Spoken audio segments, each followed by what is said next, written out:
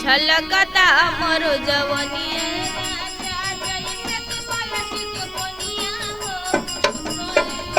रानी अमहुआ पर लोड बानिया हो अब धलिया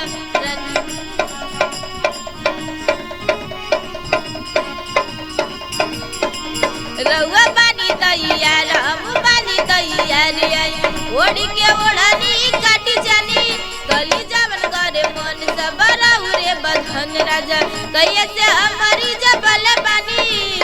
रानी फेरा में जब से तोहरे लागल बानी जाने हम केतना रतिया समय जागल बानी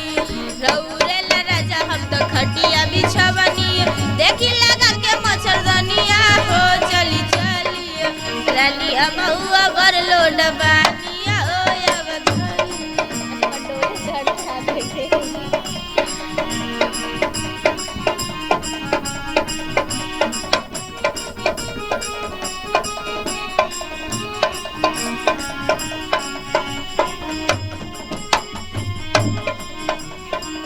जनी मिलल बा सितार जनी करी निकार राजा मौका के फायदा उठाई आई अपना सीना से सटा के दूरी सगरो मिटा के आजा ओटवा से ओटवा सटाई आई लागे कही दिनवा में हमके तार देबू हो सारा लब के खजाना आज वे झाड़ लेबू हो रउरे ला हाजिर बाड़े रउरे ही रनिया दूसर के करी छेड़ खनिया हो चली चली रानी अमहुआ पर लोड बानिया ओ अब धलिया रानी